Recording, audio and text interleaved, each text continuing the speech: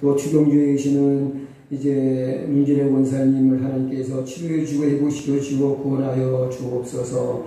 하나님께서 은혜로 함께 하시고 지켜줄 것을 믿고 감사드리오며 예수님의 귀하신 이름으로 축복하며 기도합니다. 아멘.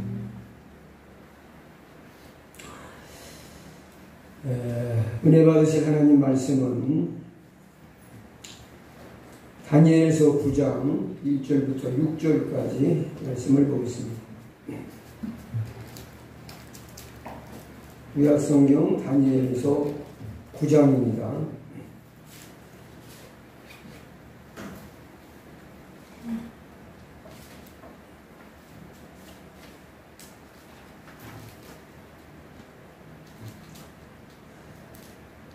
다니엘서 9장 1절부터 제가 읽겠습니다. 6절까지 우리 교도하겠습니다. 미대 사람 아하수에로의 아들 다리오가 갈대아 나라 왕으로 세움을 입던 원년 그 통치원년에 나 다니엘이 수책으로 말미암아 여호와의 선지자 예레미야에게 여호와시는 그 말씀을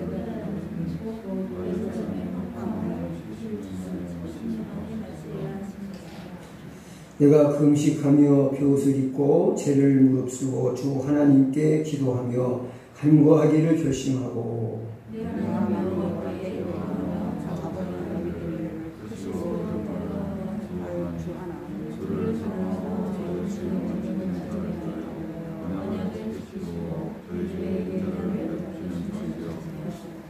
우리는 이미 범죄하여 패역하며 행악하며 반역하여 주의 법도와 규례를 떠나 싸우며 우리가 또 주의 종 선지자들이 주의 이름으로 우리의 여론과 우리의 방백과 열조와 온 국민에게 말씀한 것을 듣지 아니하였나이다.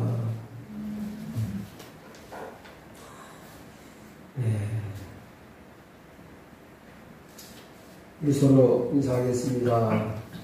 사랑합니다. 축복합니다.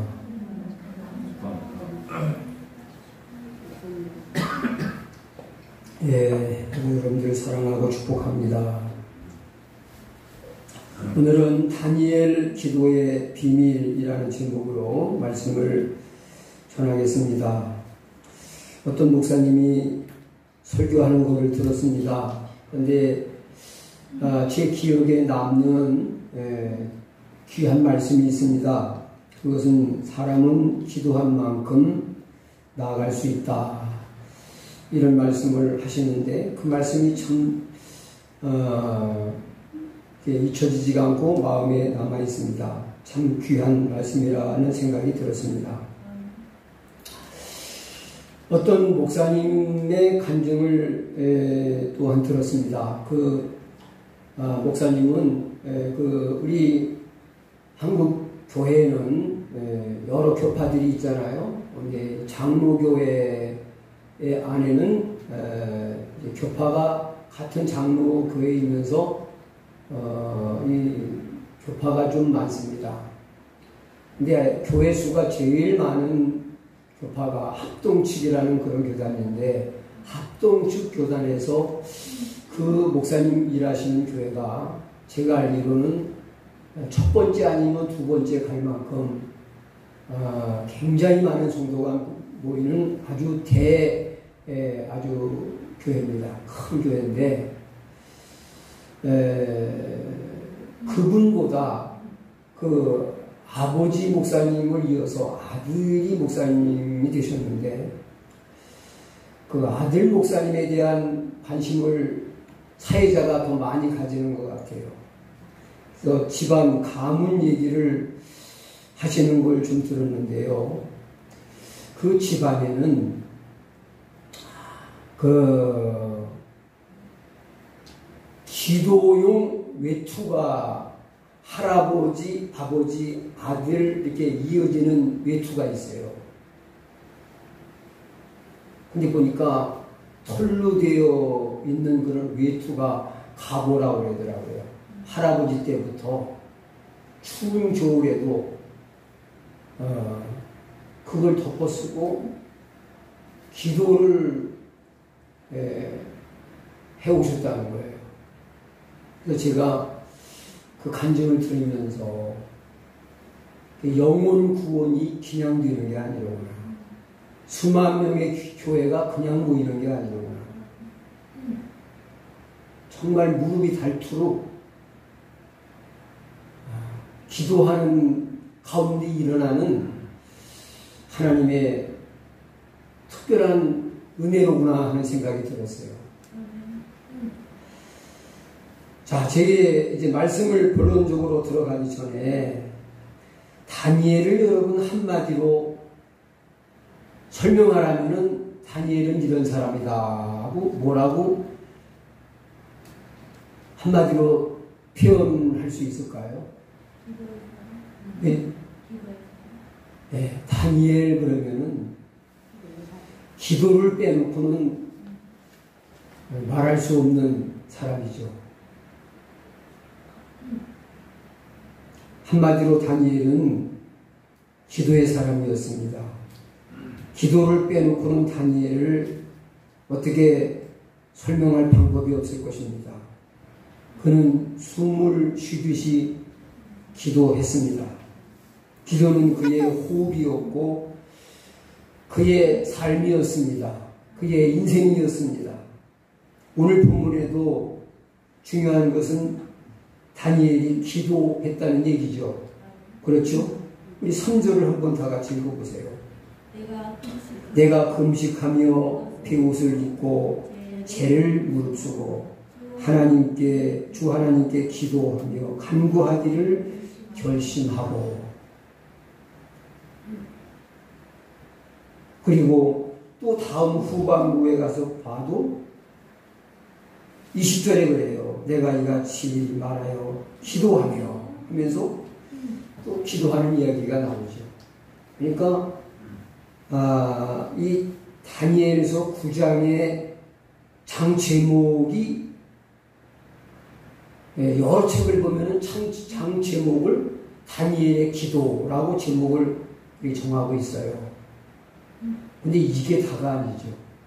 2장에서부터 사실은 1장에 안 나오지만은 거기도 다니엘이 기도를 안 하고는 그렇게 정말 위험을 무릅쓰고 말씀대로 살겠다는 그런 진짜 각오를 할 수가 없어요. 그런 결단과 각오가 기도 속에서 다 나온 거죠. 언급은 안 돼 있지만 2장에도 보면은 이제 하나님 말씀대로 살려고 1장에 결단하고 그렇게 살아가는데 하나님이 참 많은 은혜를 주세요.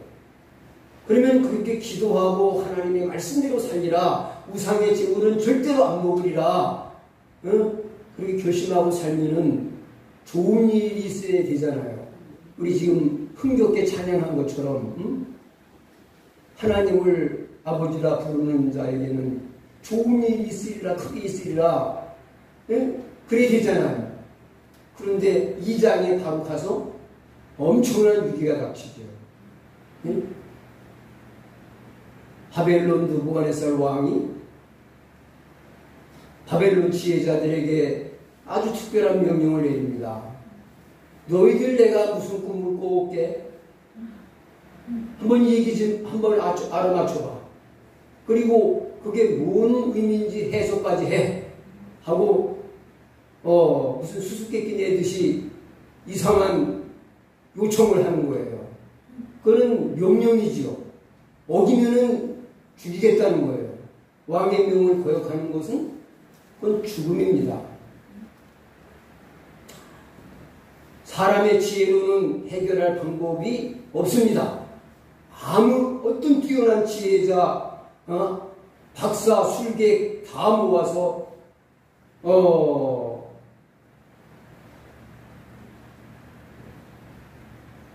그 왕의 요청에 답을 구하지만은 답을 내놓을 사람이 없어요.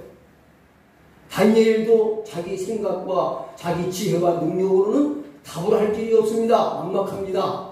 그런데 다니엘도 그 중에 한 사람이기 때문에 답을 내어놓아야 될 신하 중에 한 사람이기 때문에 답을 누구든 못 내려면은 다 같이 죽는 겁니다. 단체로 죽는 거예요. 얼마나 큰 위기입니까? 하나님 말씀대로 살았는데, 기도하며 살았는데 다 같이 죽어야 된다? 이건 우리가 기대하는 바가 아니잖아요. 누가 그러려고 기도해요? 누가 그러려고 말씀대로 살고 신앙생활을 왜 해겠어요? 그런데 하나님 바라보고 사는 사람에게는 죽을 위기가 아니라 세상에 하나님을 드러내고 돋보이게 되고 높아지는 기회가 된다는 거죠. 아멘입니까? 네. 또 우리는 위기를 위기라고 생각하면 안 돼요. 하나님이 기회를 주시는구나, 그렇게 믿으시길 바랍니다. 아멘? 네. 그러면 참 감사하지 않을 일이 없죠. 네. 그러니까 다니엘이 언제나 기도와 함께 감사를 드리는 거예요. 네. 어려움을 줘봐야 다니엘에게는 아무 두려움이 아니에요. 그렇죠? 마귀가 아무리 큰 어려움을 줘도 오히려 그것 때문에 다니엘이 더 하나님의 영광을 드러내고 더 높아지는데 어려운 일을 겁낼 게 뭐가 있어요. 네. 근데 다니엘에게 한 가지 소망이 뭡니까? 기대를 걸만한 게 뭐가 있는 겁니까? 하나님께 기도하면 된다. 같이 기도하자 하고 다른 친구들에게 기도하자고 요청하는 내용이 다니엘서 2장 17절 이하에 나와요. 이거 다 찾아 읽어가면서 조목조목 공부를 하면은 말씀을 알으면 좋겠지만은 생략을 하겠습니다. 설교 시간을 단축하기 위해서. 우리 2장 공부해 왔으니까 기억하시죠? 그러니까 읽은 걸로 하고 그 다음에 또 언제 결정적인 또 기도를 합니까?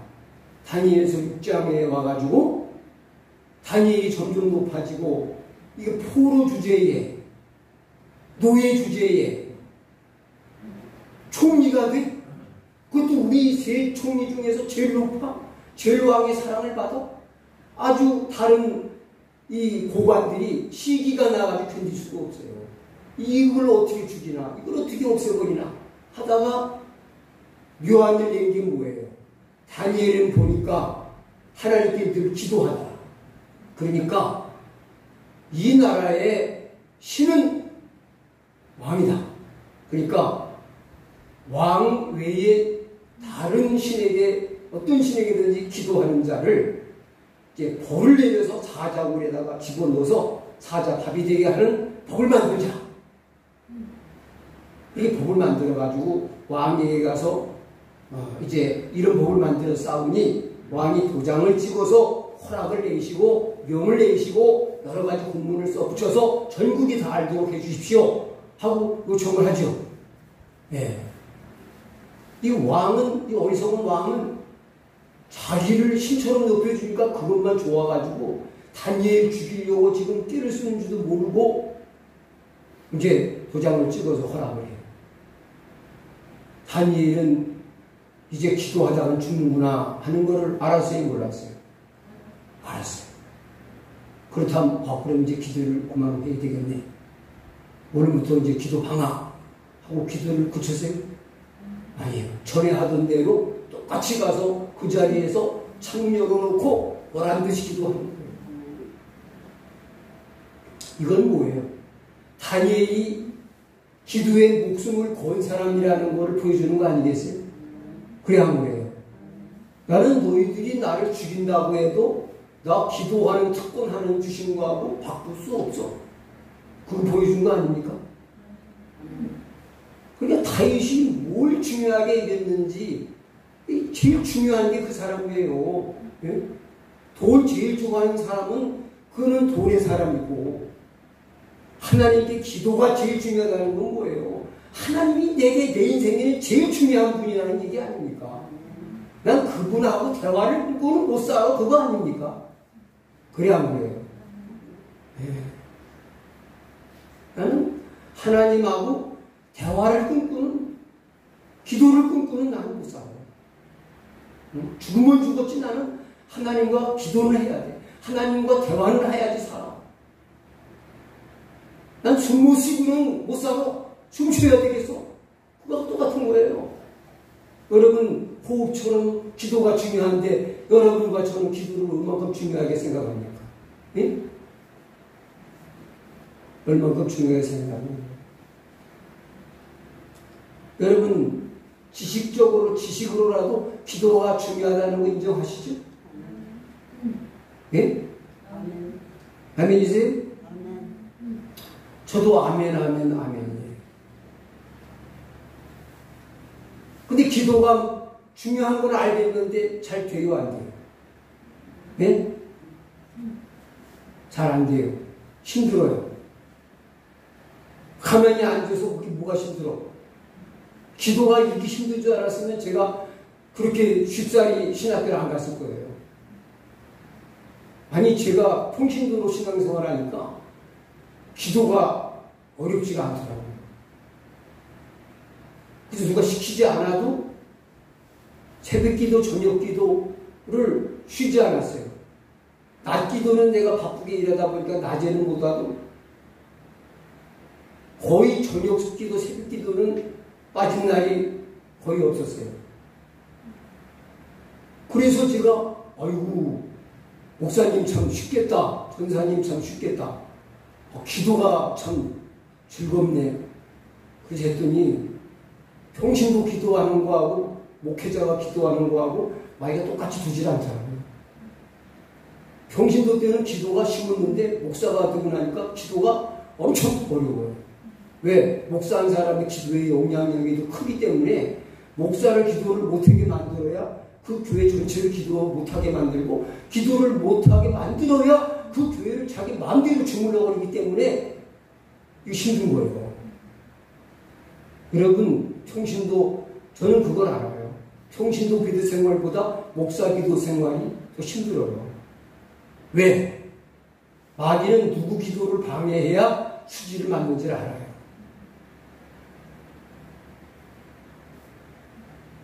왜 힘드냐? 마귀가 방해해서 힘드는 거예요. 마귀 방해만 없으면 기도만큼 즐거운 시간이 없죠. 예. 내 기도하는 한 시간, 그때가 가장 즐겁다, 가장 기쁘다. 그런 찬양이 있는 거 아세요? 우리는 복음성가를 좋아하시는 분들이 더 많은 것 같아가지고 복음성가를 주로 그래서 모르는데, 이 일반 찬송가에 있는 이 가사들이 더 묵직하고, 또 이거는 오래돼도 이 복음성가는 유행가처럼 한참 많이 신나게 은혜롭게 부르다가 또 시들해지면 또 새 곡 부르고 막 그렇게 되는데, 이거는 아주 하나님 말씀같이 아주 100년도 넘고 200년도 넘었는데 부르고 마르고 닳도록 불러도 한결같은 것 같아요.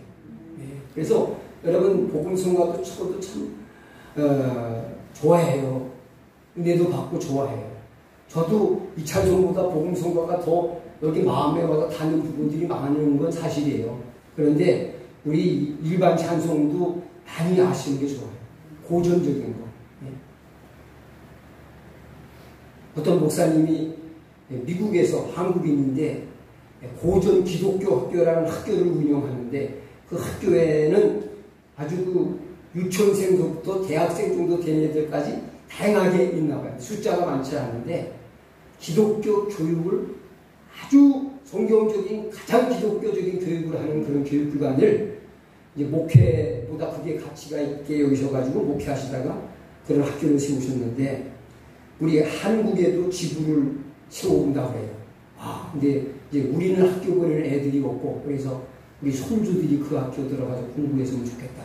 그리고 또 우리 김태길 집사님, 최화 집사님 자녀들, 또 우리 정동민 집사 자녀 별아가 거기 그런 데 가서 공부하면 좋지 않을까, 그런 생각을 나 혼자 했어요. 네. 관심 있으면 한번 찾아보세요. 근데 우리 한국말로는 고전 기독교 학교인데 영어로 하는 걸 제가 암기를 못했어요.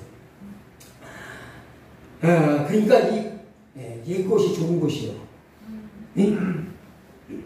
여러분, 성경이 얼마나 오래 묵은 거예요? 묵었어요, 안 묵었어요? 이거 아주 옛날 거예요. 옛날 아주 고리타분한 책이에요. 근데 이 복음은 옛날 것이 좋은 거예요. 포도주는 묵을수록 좋아요. 여러분 포도주가요 10년 묵은 거하고 20년 묵은 거하고 값 차이가 엄청나요.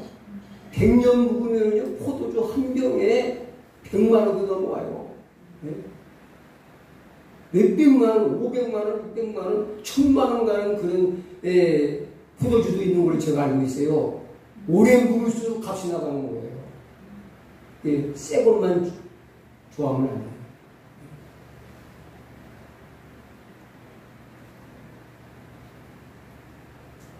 자, 제 설교는 좀 구닥다리 설교처럼 들려요. 그런데 하나님 말씀은 구닥다리, 신장다리가 없어요. 다 은혜 안에, 성령 안에 들으면 새로워요. 날마다 새로운 거예요. 네. 여러분, 하나님 말씀이 고리타분하게 들리면 안 돼요. 새롭게 들려야죠. 자, 우리 기도에는 마귀의 방해가 있다. 그럼 기도가 잘 안 되고 힘들면은 기도를 그만하라고 하시는 뜻인가 보다 하고 빨딱 일어나서 갈 게 아니라 내 기도가 보통 기도가 아니구나. 아니 내 기도가 시시하다면 마귀가 뭐하러 방해 안 했어요. 하든지 말든지 내비둘 거 아니에요. 그래 안 그래요? 그러니까 내가 기도하도록 놔두면은 큰일이 나게 생겼어. 자기들이 머리통이 깨지게 생겼어. 그러니까 죽기 살기를 막아야 될 거 아니에요. 자기 살기 위해서는요. 그렇죠? 그러니까 방해가 있다는 걸 느끼면은, 그러니까 마귀의 정체에 대해서 알면은요, 뭘 해야 될지 말아야 될지 알아요. 마귀 정체를 무시하고 살면은 마귀는 무시당했다고 기분 나빠하는 게 너무너무 좋아해요. 네? 그 마귀의 전략을 아시면 돼요. 마귀는 무시당하면은 무시당해서 아주 없는 춤치고 살면은 좋아한다, 싫어한다. 우리는 무시하면은 무시하고 무시했다고 막 그냥 뿔따구가 나가지고 막 삐지고 막 빼지고 막 너무 마음 상해하잖아요. 근데 마귀는 자기를 무시하고 없는 것처럼 여기면은 너무 좋아해요. 숨어서 일하는 걸 좋아하기 때문에. 숨어서 일은 여러분. 숨어서 하는 일은 어떻게 좋은 일 같아요? 나쁜 일 같아요? 되게 좋은 일은 숨어서 할 필요가 없어요. 누가 봐도 부끄럽지 않고 자랑스러우니까. 마귀는 숨어서 하는 일을 주요하기 때문에 자기 정체가 드러나는 걸 제일 싫어해요. 응?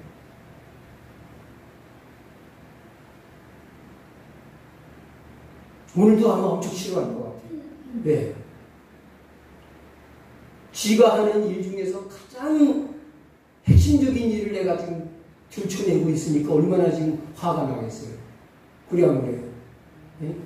계속 방해해서 기도 못하게 하려고 했더니 저게 그냥 내 비밀을 탐내고 잡거든요. 그러면서 얼마나 지금 열받겠어요. 네? 난 지금 마귀 열받으라고 하는 거예요. 그리고 하나님이 기뻐하시라고. 그러면 이 기도가 힘들게 그래서 힘들구나. 그럼 힘들지만 그래도 해야 돼요, 말아야 돼요? 그래도 해야 돼요. 이기고 해야 돼요. 네? 나는 죽을 때까지 기도 열심히 가다, 열심히 간절하게 하다가 하는 게 목표예요. 네. 올바른 기도 생활만 제대로 이루어지면은 나머지는 걱정할 게 없어요. 하나님이 인도해 가시니까. 네? 내가 하는 게 아니고 하나님이 인도해 가시니까 걱정할 게 없어요. 난 그거 하나만 잡으려고 그러는 거예요. 네. 근데 기도, 이렇게 다니엘과 같은 이런 기도 생활이 죽을 일이 닥쳐도 본능적으로 기도해야 되겠다는 이런 기도의 자리로 그냥 나가지는 이게 그냥 갑자기 되는 일이에요. 예? 갑자기 되는 일일까요? 오늘 보면은 다니엘이 기도를 안 하다 갑자기 기도하는 것 같지만 그게 아니에요. 6장에 벌써 봤지만은 전에 하던 대로 그대로 쭉 기도해 왔던 거고요. 어려운 일이 닥치니까 갑자기 기도한 게 아니에요. 늘 하던 기도였어요. 문제가 닥치니까 기도가 더 세진 것 뿐이지. 그러니까 이런 기도 생활이 그냥 갑자기 되는 게 아니에요. 그냥 습관이 되고 버릇이 돼야 돼요. 저 사람은 뭐만 있으면 기도하는 버릇이 있어. 그거 좋은 버릇장만이에요. 네? 저 사람은 꼭 속상하면 입을 싸고 들어놓더라고. 그런 사람은 우울증 걸리기 딱을 맞은 사람이에요. 그 사람은 기도 문제만 있으면 그냥 죽기 살기 기도밖에 몰라. 그게 그냥 되는 게 아니에요. 이 군인들이 이제 젊은 청년이 군인이 되기 위해서 군대 들어가잖아요. 훈련병 때 했던 그 군사 기본 훈련을 제대할 때까지 계속합니다. 똑같아요. 그 말은 뭐예요? 반복 교육인 거예요. 반복 교육. 네? 반복 교육. 각계 전투, 화생방 훈련, 사격 훈련. 그것 군에 들어가서 훈련병 때 배운 거 제대할 때까지 계속해요. 반복해서. 왜 그럴까요?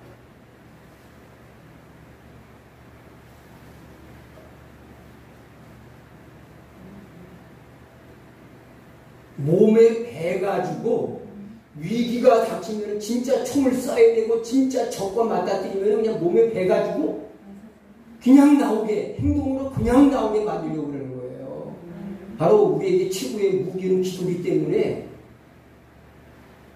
그냥 몸만 일만 있으면 그냥 무릎 그냥 부러지는 게 연습이 돼야 돼요. 훈련이 돼야 돼요. 기도 훈련. 이제 우리는 그게 안 됐어요.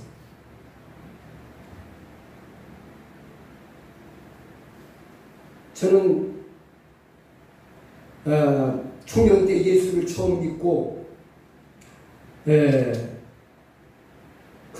우리 목사님에게 내가 그냥 삶을 통해서 배워줘가지고 지금까지 남아있는 게 그게 뭐냐. 일을 시작할 때나 끝날 때 기도하는 거. 근데 그 목사님만큼은 철저히 못하지만은 그래도 조금 남아있는 게 좋은 걸 배운 거예요.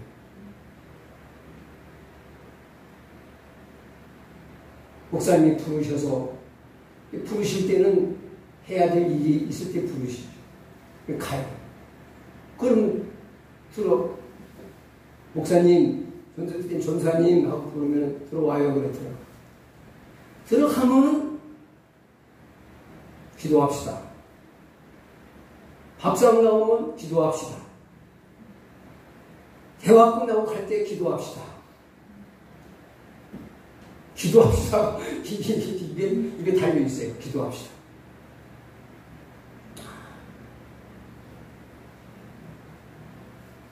여러분, 기도합시다가 입에 붙어 있어야 돼요. 나뿐만 아니라 다른 사람도 어쩔 수 없이 기도.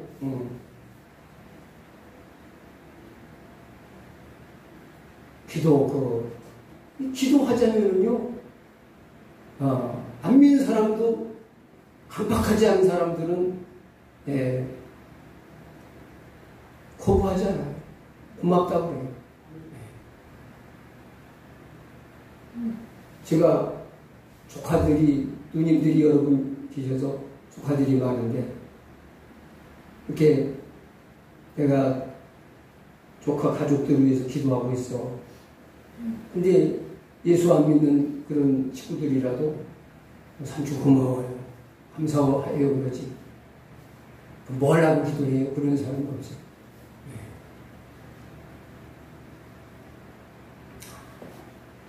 습관이 되게 하죠. 우리 예수님 뭐가 답답해요. 그런데 예수님이 습관을 쫓아 기도하라 감람산으로 가셨다 그랬어요. 예수님이 기도한 걸 다 안 기록했으니까 그렇지 습관이 됐다는 거예요. 감람산으로 기도하는 정해진 장소가 있어요. 유다도 예수님이 이 밤에 어디 계실 걸 아시고 이 폭력 폭도들을 데리고 가잖아요. 거기 늘 거기 가면 그 시간에 거기 계십니까? 아무개 엄마는 그 시간에 거기가 있어. 거기가 어디요? 다방이요? 기도실에가 있어. 교회가 있어. 근데 아무개 엄마는 그 시간에 가면은 어디 있어? 그게 곧 그 사람이에요.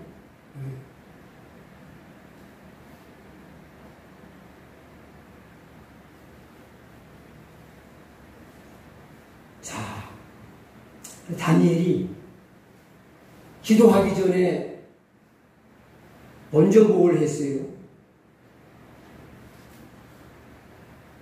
1절, 2절 읽겠습니다. 큰 소리로.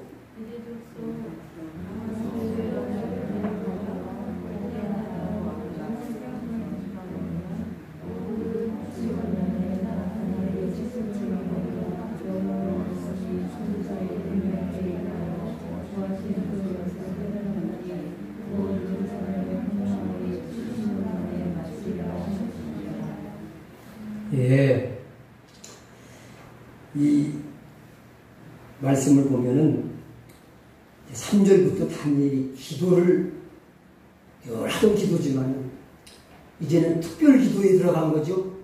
그렇죠?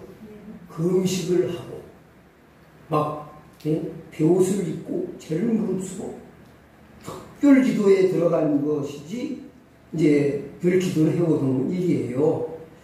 근데 이 특별 기도에 들어가기 전 이 기도를 하게끔 만든 특별히 지금 늘상 하던 기도, 습관처럼 하던 그런 기도를 넘어서 특별 기도를 해야 되겠다는 결심을 준 그런 원동력이 있어요. 그 전에 뭐 했다고 여기 나오는 겁니까? 예? 2절을 특별히 보면은 그 통치 원년에 나 다니엘이 책을 통해 여호와께서 말씀으로 선지자에게 알려주신 그 연수를 깨달았네. 뭐 했다는 얘기예요, 이게? 예? 쉽게 말하면은 성경 읽었다는 얘기예요, 성경. 성경 읽다가 깨닫게 됐어요. 성경인데 무슨 성경일까요? 여기 그 성경을 기록한 사람 이름이 나오니까. 네, 예레미야서. 지금 우리도 가지고 있는 예레미야서 성경을 읽다가 깨달았어요. 뭘 깨달았느냐? 예루살렘의 황폐함이 70년 만에 그친다. 지금 예루살렘에 있는 사람들을 거의 다 잡아가가지고 성이 어떤 모양일까요?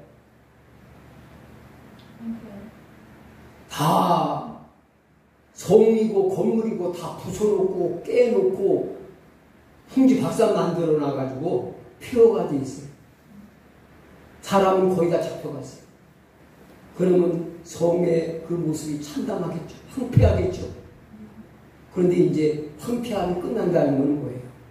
그곳에 사람들이 돌아와서 살고 성을 재건하고 이제 집을 짓고 회복이 된다는 얘기입니다. 70년 만에.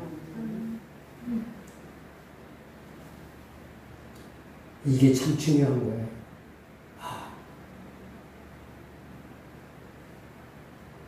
선지자 예레미야를 통해서 미리 알려주신 하나님의 계획과 뜻을 다니엘은 깨닫게 된 것입니다.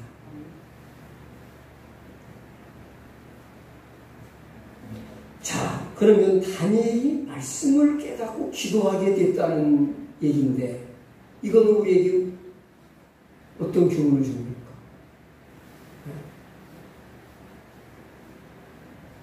그러니까 말씀을 듣든지 읽는 것하고 기도 생활하는 것하고는 이거는 따로 국밥이에요? 연관이 있다는 얘기예요. 연관이 있어요. 기도 생활을 본격적으로 결심하고 한 사람들 보면은요, 말씀을 깨닫고 기도해야 되겠구나 하게 된 거예요. 기도 전에 뭐가 들어왔어요? 먼저 기도에 대한 하나님의 말씀이 먼저 들어오는 거예요. 다니엘은 쭉 기도해왔지만은 이제는 이 정도 기도해서는 안 되고 진짜 식음을 전폐하고 목숨을 내놓고 기도하지 않으면 안 되겠구나 하는 더 강한 사명을 느끼게 된 것이 뭐예요? 말씀 깨달아지는 거예요. 그러니까 말씀을 여러분이 잘 듣고 은혜 받은 사람이 기도도 해요. 또 그렇게 그런 과정 속에서 기도해야 또 올바른 기도를 하게 됩니다. 그래서 다니엘의 기도는 어떤 기도냐? 말씀에 기초한 기도예요. 말씀을 통해서 기도할 힘을 얻고 하는 기도예요. 그러니까 건강한 기도, 올바른 기도가 나오는 거예요. 기도가 중요해요. 성경책은 덮어놨어요. 그래서 먼지가 뽀얗게 앉아있고 기도만 계속하는 사람은 위험해요. 신비주의에 빠져가지고 성경을 덮어놓고 자기 마음대로 믿어요. 마음이 감동이 막 오면은요, 그게 하나님 말씀이에요. 그래서 집사님 그 집이 터가 안 좋아, 이사 가야 돼. 있다고 소리는 하고 그냥 자기 말이 하나님 말씀이라고 주장을 해. 그래가지고 성경 덮어놓고 자기 입에서 나오는 게 하나님 말씀이야. 그래서 복종해야 돼. 그러지 않으면 저주받아. 그래요. 그 위험해요. 그러니까 다니엘은 그렇게 기도하지 않았어요. 말씀 붙잡고 기도했다는 얘기예요. 우리 구약에 보면은 기도를 상징하는 그 종교의식, 신앙적인, 율법적인 그 성전의식이 뭐가 있습니까? 네? 요한계시록 신약성경에도 그거를 성도들의 무엇이라고 이렇게 얘기했어요. 네? 성막 안에 또는 성전 안에 중앙에 번지단보다 더 지성소 앞으로 나아가서 사실은 지성소에 제일 가까이 있는 게 그거예요. 분향단이죠. 그러니까 기도만큼 하나님께, 그러니까 그걸 뭘 말하느냐. 저는 갑자기 깨달아진 건데 하나님께 가까이 갈 수 있는 최고의 통로가 기도다. 지성소는 하나님의 임재한 곳이잖아요. 임재의 곳. 제일 가까이 있는 게 뭐예요? 분향단이에요. 여러분, 내 기도만큼 하나님께 가까이 갈 수 있는 방법이 없어요. 여러분, 기도만큼 하나님께 가까이 나갈 수 있는 방법이 없다니까요. 그러니까 기도를 써먹어야죠. 그래야 하는 거예요. 맞죠? 그거 쓰세요. 하나님께 가장 가까이 나갈 수 있는 그 특권이 기도의 특권이에요. 그 특권을 주님께서 당신의 이름으로 주셨잖아요. 내 이름으로 무엇이든지 구하라고 하셨잖아요. 쓰시고 쓰세요. 이거는 뭐 어디서도 쓸 수가 있어요. 지하철 안에도 쓰고요. 저는 그래서 나는 은퇴하면은 제가 밖에 나가 싸돌아다니면은 그 경건 생활이 안 되면은 좀 자제를 해야 되겠는데요. 경건 생활이 더 잘 돼요. 지하철을 타고 가면은 지하철은 내 기도실 돼요. 집에 있을 때보다 더 잘 돼요. 그래서 어제도 제가 저 송도에서 잘 아는 목사님 따님이 결혼식을 해가지고 가는데 자동차를 안 가져갔어요. 지하철을 타고 갔어요. 한번 갈아타가지고 모래내 시장역에서 타가지고 시청에서 갈아타고서 송도로 가니까는 아주 그 결혼식에는 호텔 가까이다 딱 내려주는데 너무 편하고 좋아요. 사람도 많죠. 그러니 일하면서도 할 수 있고. 마음이 문제지 기도는 바빠도 하고 아파도 하고 언제든지 할 수 있고 장소가 불문이고. 그런데 나는 왜들 안 하는지 모르겠어요. 네? 오늘부터 기도 진짜 단단히 결심하고 하세요.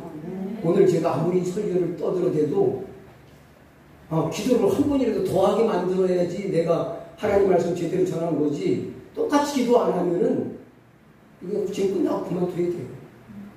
그래야 뭐예요. 여러분과 제가 오늘부터 다니엘처럼 기도를 결심하면은 우리 교회가 달라지기 시작할 거예요. 여러분 가정과 삶이 달라지기 시작할 거예요. 하나님이 일하시는 현장을 매일 목격할 거예요. 경험할 거예요. 이게 얼마나 놀라운 축복입니까? 그래야 뭐예요. 기도 안 하면 하나님은 주무시는 것처럼 그냥 잠잠히 계세요. 네? 내가 영적으로 기도로 깨어 있어야 하나님도 웨이크업 하셔가지고서 일하신다니까요. 아멘? 아멘.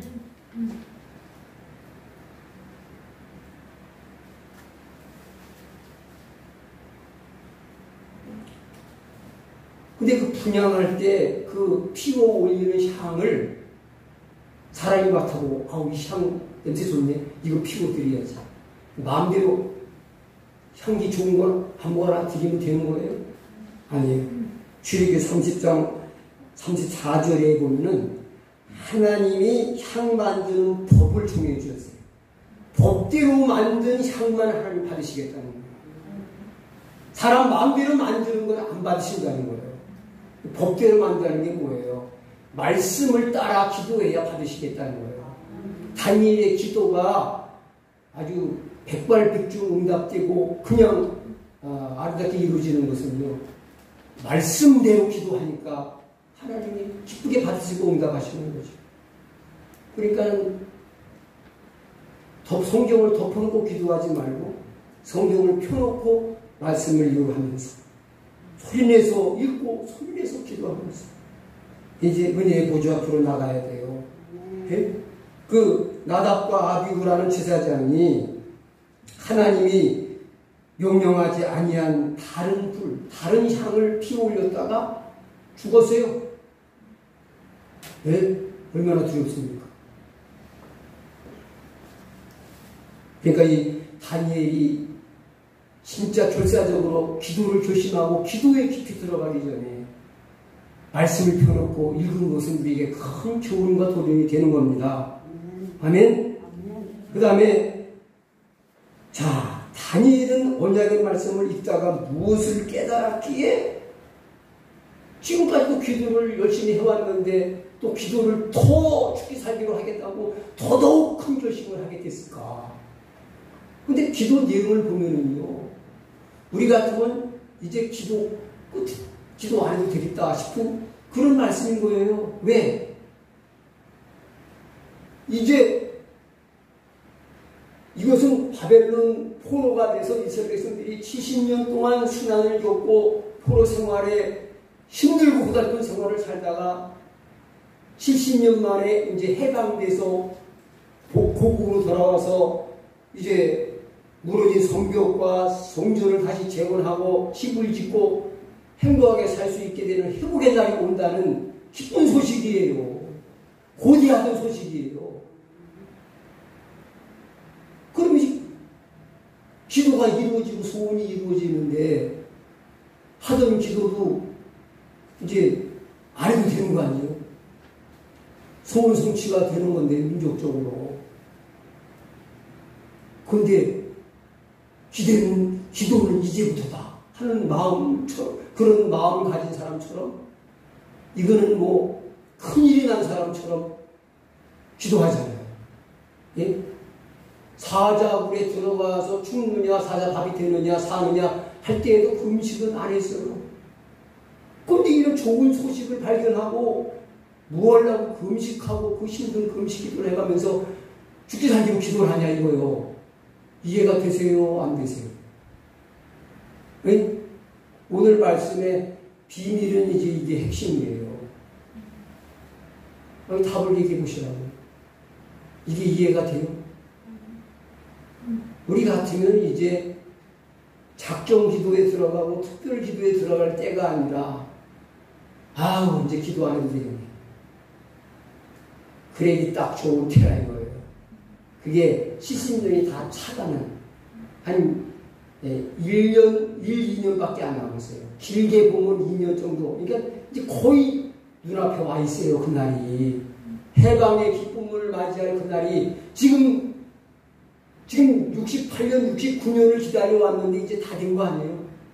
그래야 그래요. 그래서 다니엘의 나이도 80이 넘어가지고 노인이 되고 이제 그 꿈이 이루어질 날이 왔는데 70년의 세월을 기도로 눈물로 살아왔는데 이제 그게 눈앞에 왔으니까 얼마나 춤추며 기도할 일이에요. 그렇죠? 뭘 하고 금식을 하고 가장 결사적인 심각한 기도에 들어갑니까? 우리는 기도할 제목이 너무너무 많은데도 아무 문제 없는 것처럼 기도들을 안 하는데 다니엘은 이제 기도를 안 해도 될 것 같은데 이제 고난 끝 행복 시작이 되는 것 같은데 뭐라고 이렇게 결사적인 기도, 그 힘든 금식 기도에 들어가는 겁니까? 답을 알고 싶으세요?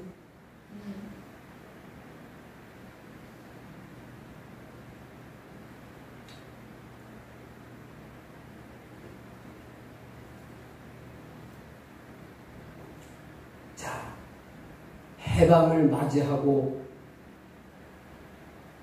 민족적으로, 국가적으로, 개인적으로 회복이 되는 게 중요한 게 아니에요. 아픔과 고통이 낫는 거, 안 아픈 게 문제가 아니에요. 다시 아프지 않도록 원인을 발견하고 고치는 게 중요한 거예요. 아시겠습니까? 지금 너무너무 아파요. 이게 암이라든지 고통이 막바지에 너무너무 극심한 그런 병에 걸린 분들을 보니까 고통을 잊게 하려고 진통제를 놔줘요. 그래서 너무 아픈 고통을 잊고 잠도 잘 사니까 잠도 좀 자고 그런다고 그러더라고요. 근데 너무 고통이 심하면 일반 진통제 가지고 안 들어요. 최후의 수단으로 놓는 진통제가 마약이라는 거예요.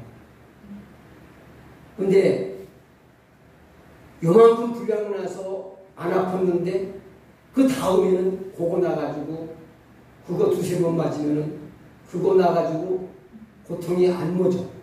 그러면 그걸 양을 줄여. 분량을 줄여가지고 더 많은 양을 먹고 더 많은 양.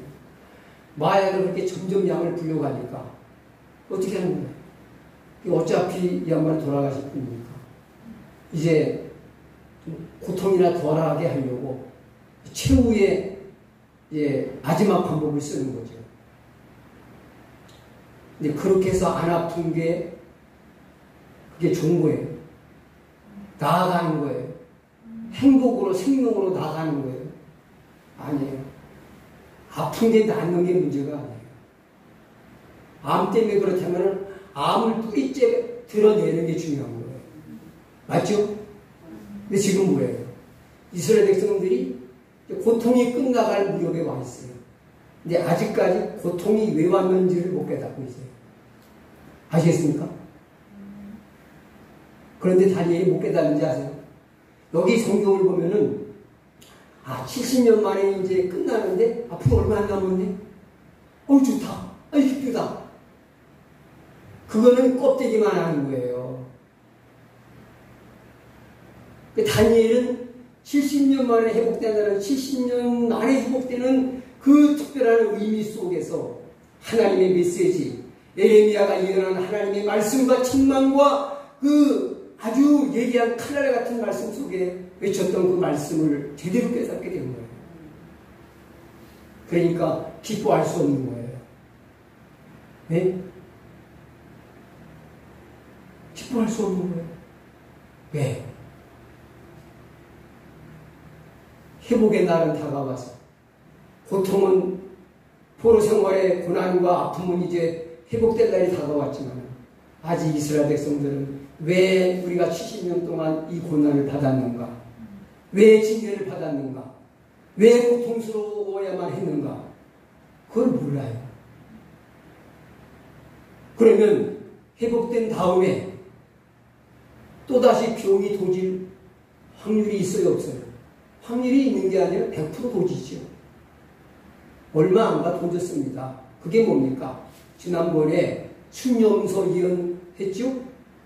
또 병이 도져가지고 헬라 제국에게 또 짓밟혀요. 네? 아시죠? 순념서가 헬라 제국, 순양이 메데 바사 제국. 지난 시간에 말씀 전했잖아요. 다니엘은 그걸 예측한 거예요.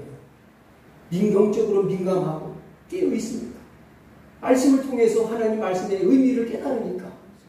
이게 뭘 깨달으느냐? 70년 만에 회복되다 그거 깨달았다. 성경만 보면은 대충 이 문자적인 것만 보면 그래요. 그러나 예레미야서에 있는 말씀을 보면은 이것만 기록된 게 아니죠. 70년 만에 회복돼야, 왜 70년 만에 회복돼야 됩니까? 거기에 어떤 의미가 들어있는지를 안 거예요. 네?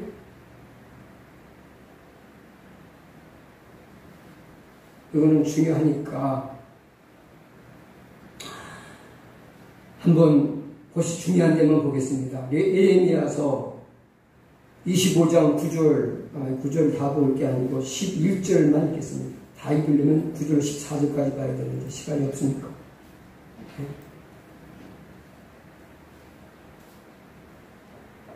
11절.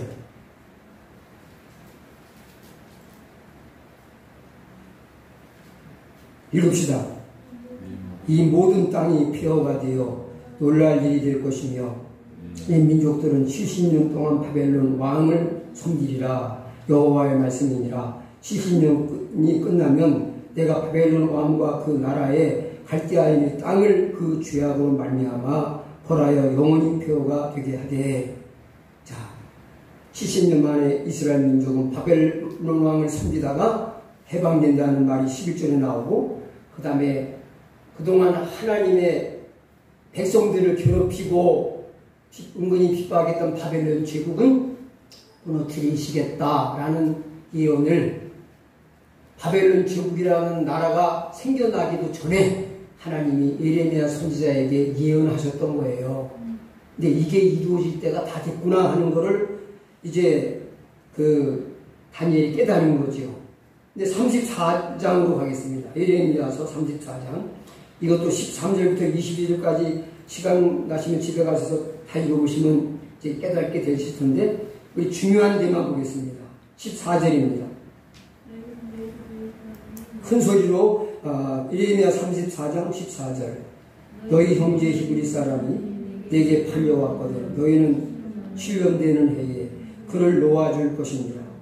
그가 6년 동안 너를 섬겼음즉 그를 놓아 자유롭게 할지니라 하였으나 너희 선조가 내게 순종하지 아니하여 귀를 기울이지도 아니하였느니라. 자, 이건 뭐냐? 지금 그 앞부분과 이런 걸 보게 되면은 왜 이스라엘 백성들이 망하느냐? 바벨론에 짓밟히느냐? 그들이 지은 죄를 핵심적인 걸 찍어서 지금 한 군데 읽었습니다. 그 외에도 많지만은 이게 무슨 얘기입니까? 네. 여기에는 한 것이 포함되어 있어요. 자, 구약 시대에 또 예수님 시대에도 노예 제도가 있었습니다. 여러 가지 이유로 노예가 되어 나라가 망해서 다른 나라의 포로가 되면 노예가 되고요. 남에게 빚을 많이 졌는데 돈으로 갚을 수가 없어요. 그런 가서 몸으로 때워야 돼요. 근데 같은 형제가 이제 종이 돼서 섬기는 거는 돈이 없어서 가난해서 빚을 못 갚아서 노예가 된 거잖아요. 예? 빚을 아무리 많이 줬어도 6년 동안 빚진 사람의 종이 돼서 일하면 어떻게 하라고 그랬어요? 풀어주라 그랬어요. 자유하게 해줘라 이제. 그런데 자유하게 해줬다는 거예요. 6년 동안 뼈 빠지게 일해도 안 가져. 또 돈 갚을 마지 멀었어. 더해. 계속 잡아두고 일시켰다는 거예요. 왜 6년 동안 일하면 7년째는 도와줘야 될까요? 안식년이에요. 그래서 개인도 그렇고 국가도 그렇고 7년째는 안식년이기 때문에 땅도 쉬고 사람도 쉬고 다 편안히 쉬라는 거예요. 이거는 뭐냐? 축소해서만 한 거예요. 엿새 동안 일하고 7일째는 하나님 섬기면서 쉬라는 거예요. 그 원리예요. 이게 이제 안식일의 계명이 확대된 게 안식년 제도예요. 그런데 이 안식년 제도를 안 지켰다는 것은 안식일도 마찬가지죠. 돈 더 벌려고 안식일 날도 일해요. 종도 일하라고 일시켜요. 자기는 안식일 날 예배 드리러 가고 종들은 이거 해라 하고 일 지키고 그런 식으로 주의를 범하는 거죠. 왜 그랬을까요, 우리들이? 왜 하나님이 분명히 사람도 시간적으로도 이 안식일을 지켜라, 주의를 지켜라 이 제도를 만드셨어요. 근데 왜 안 지켜요? 이유가 뭐예요? 그 결과가 또 뭐예요?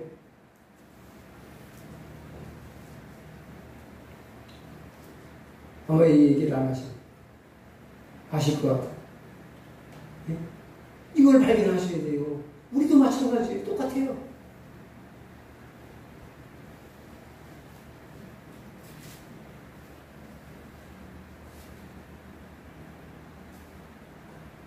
아니, 노동력이 곧 돈이잖아요.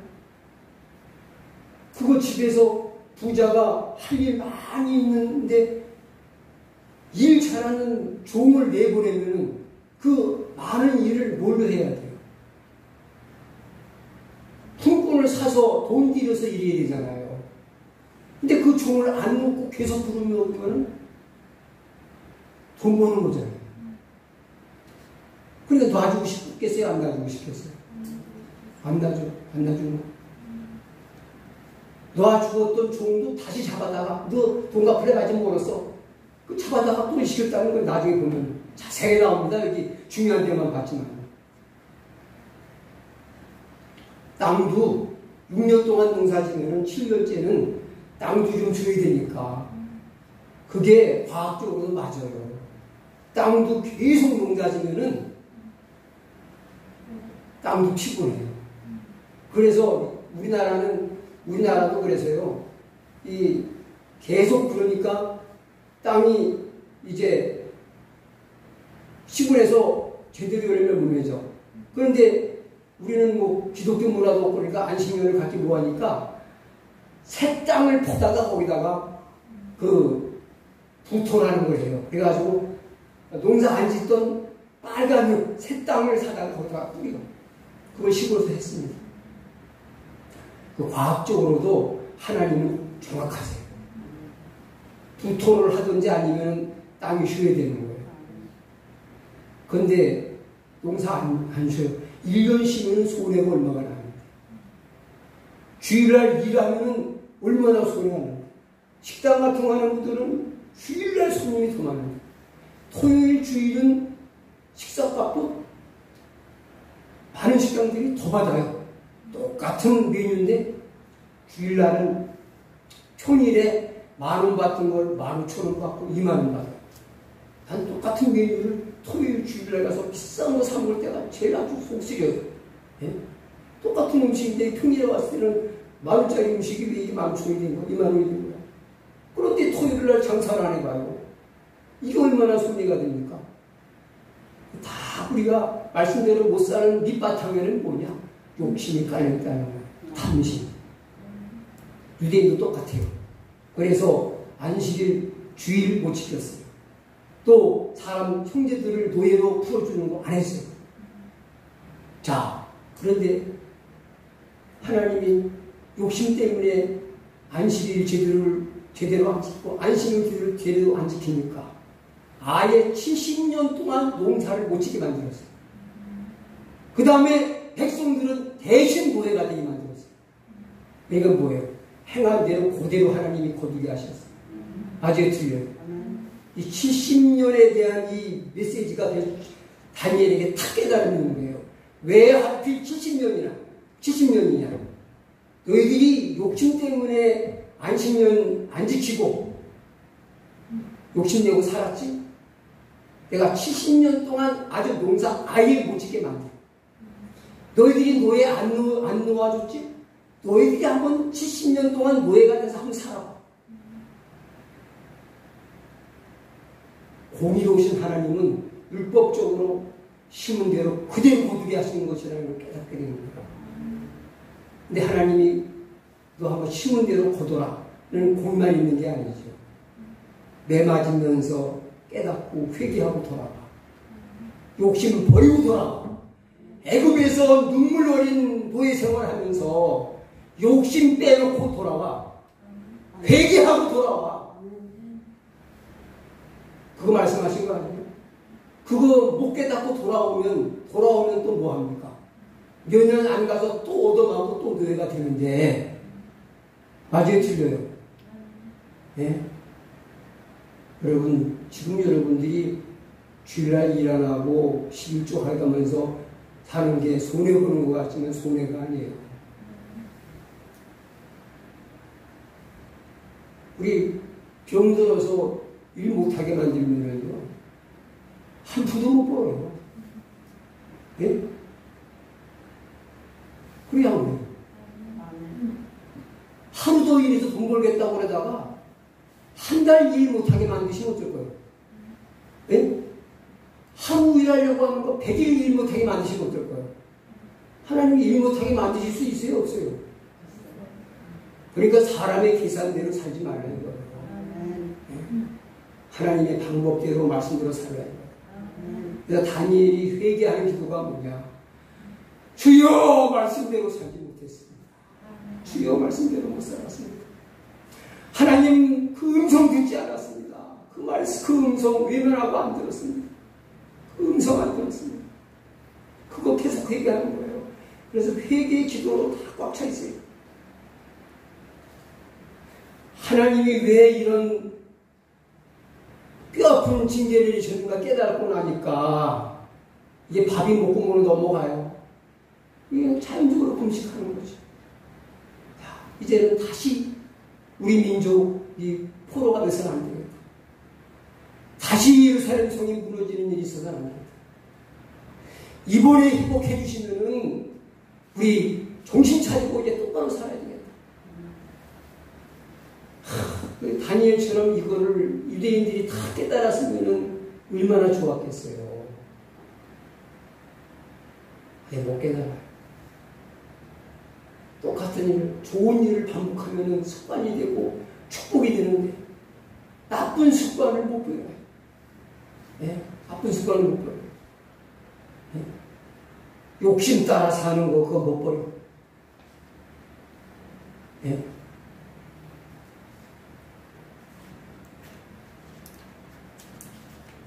돈이 행복의 핵심 요소가 아니라는 거, 우리 세상 만사 살피면서도 얼마든지 깨달을 수 있어요.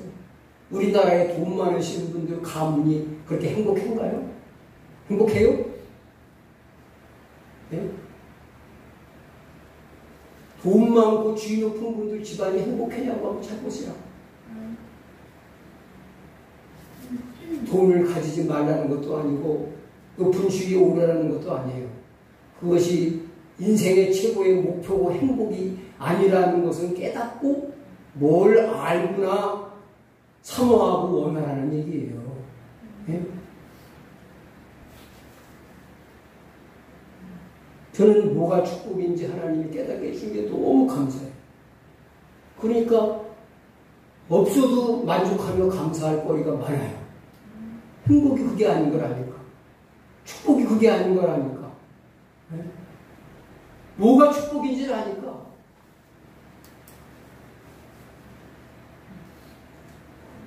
여러분, 오늘 이 말씀이 참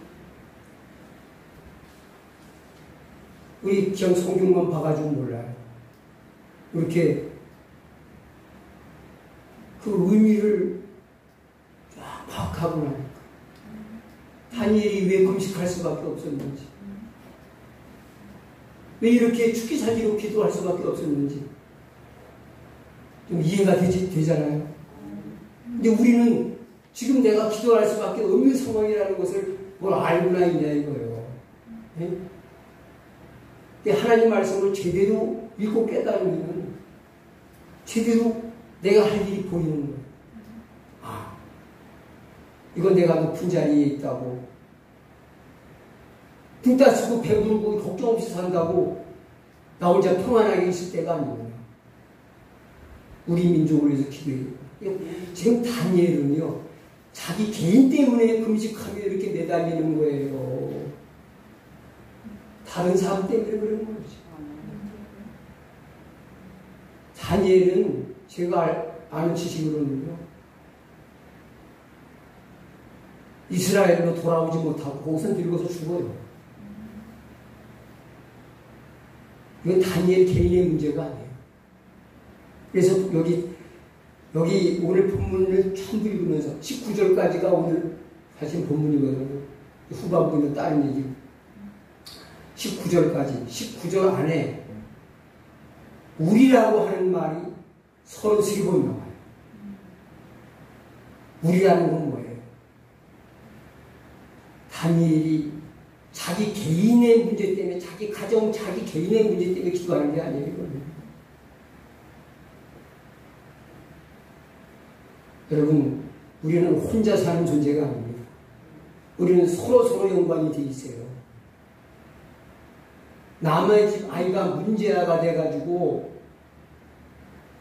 진짜 세상에 사고 뭉치가 되면요, 그건 그 집만의 문제가 아니에요. 우리 집 아이도 피해를 볼 수 있어요, 없어요? 피해를 봐요. 하여간 우리 아들이 말하는 소리를 들으면 속으로 그런 생각이 들었어요. 내가 가족 얘기를 짓으면 안 하려고 그러는데,